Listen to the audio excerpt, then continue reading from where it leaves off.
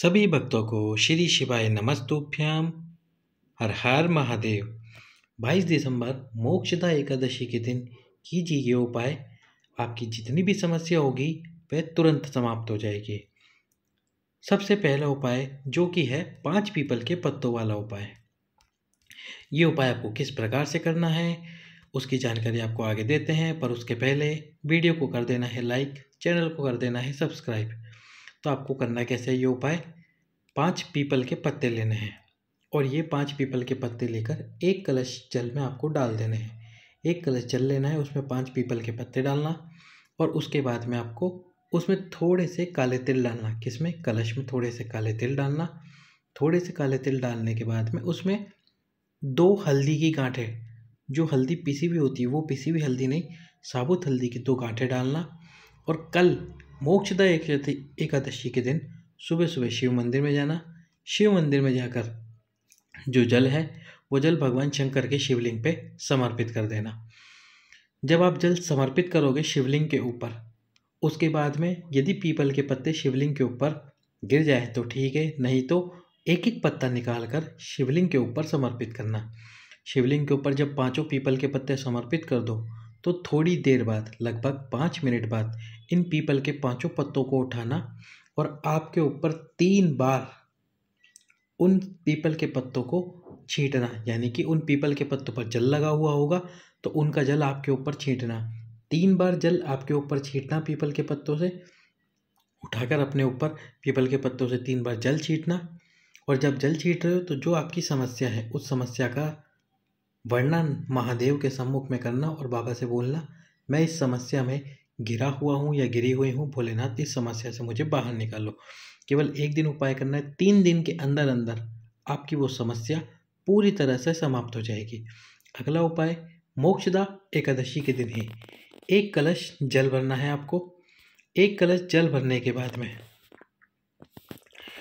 उस कलश जल में आपको 7 बेलपत्र डाल लेने हैं। अब यदि आपके पास में गंगा जल ज़्यादा हो तो पूरे कलश में ही गंगा जल भर देना। यदि गंगा जल कम हो तो कलश में पहले जल भरना, फिर उसमें 2 बूंद गंगा जल डालना और फिर 7 बेलपत्र इस कलश में डालना। अब शिव मंदिर में जाकर मोक्षदा एकादशी के दिन सबसे पहले उस कलश का जल, जो नंदी जी का एक पैर ऊपर उठा हुआ हो, उस पैर के पास में आपको समर्पित कर देना है। उस पैर के पास में जल समर्पित करना है, पूरा जल आपको वहीं समर्पित करना है। और जो 7 बेलपत्र है, ये 7 बेलपत्र को कलश में से निकालकर एक एक बेलपत्र शिवलिंग के ऊपर समर्पित करते चलना है। श्री शिवाय नमस्तुभ्यम बोलते हुए एक एक बेलपत्र समर्पित करना है। 7 बेलपत्र आपकी मनोकामना बोलकर समर्पित कर दीजिए। जो भी आपकी मनोकामना समस्या होगी वह पूर्णतः समाप्त हो जाएगी। अगला उपाय एकादशी के दिन, ये उपाय आपको प्रत्येक एकादशी के दिन करना है।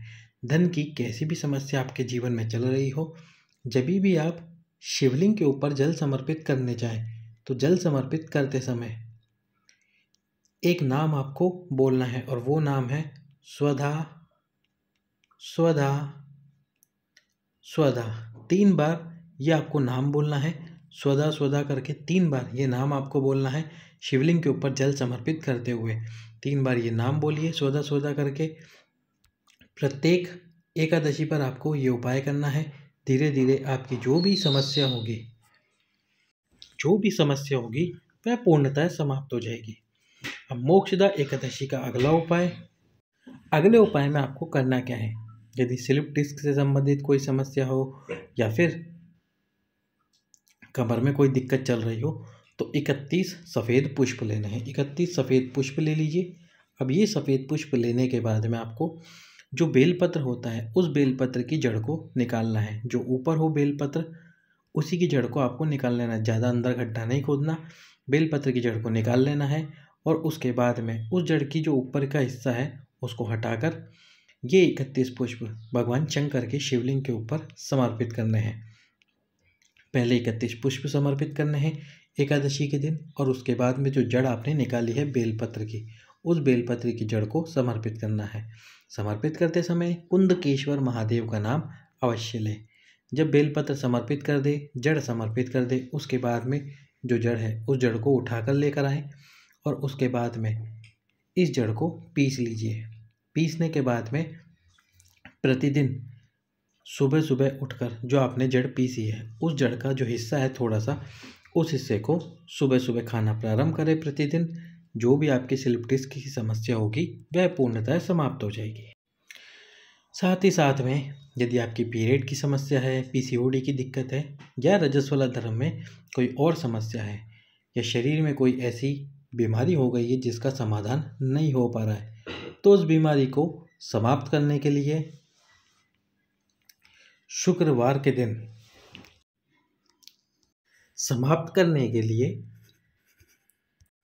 वृक्ष के नीचे शुक्रवार के दिन, क्योंकि कल मोक्षदा एकादशी है और शुक्रवार का दिन भी है, तो इस मोक्षदा एकादशी के दिन और शुक्रवार के दिन ये उपाय आपको प्रत्येक शुक्रवार के दिन करना है।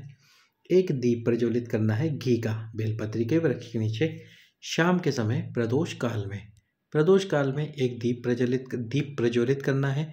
और दीप प्रज्वलित करने के बाद में दीप जो आपको प्रज्वलित करना है वो लंबी बाती का प्रज्वलित करना है। दीप प्रज्वलित करके महामृत्युंजय मंत्र का जाप करना है। महामृत्युंजय मंत्र का जाप करने से पहले जो आपकी बीमारी है उस बीमारी को महादेव और माता पार्वती के सम्मुख रखना है, क्योंकि बेलपत्री के वृक्ष में महादेव, माता पार्वती और उनके 13 बच्चों का निवास होता है। तो माता पार्वती से प्रार्थना करनी है, हे माँ जगत जननी, हमारी यह समस्या है, इस समस्या का समाधान कीजिए, मेरी ये बीमारी है, इस बीमारी को दूर कीजिए, बहुत परेशान हूँ। और उसके बाद में माता पार्वती से प्रार्थना करनी है, हे माँ जगत जननी, मेरी इस समस्या और बीमारी को दूर करो, मेरी इस बीमारी को दूर करो। और उसके बाद में आपको महामृत्युंजय मंत्र का जाप करना है। कितनी बार करना है? 1 बार कर सकते हो, 3 बार कर सकते हो, 5 बार कर सकते हो, 7 बार कर सकते हो। जितनी बार आप महामृत्युंजय मंत्र का जाप करना चाहे कर सकते हैं। उसके बाद में वहाँ से उठकर आ जाइए, प्रत्येक शुक्रवार के दिन कीजिए ये उपाय। आपकी जो भी बीमारी या कोई भारी रोग होगा वह पूर्णतः समाप्त हो जाएगा। सभी भक्तों को श्री शिवाय नमस्तुभ्याम। हर हर महादेव।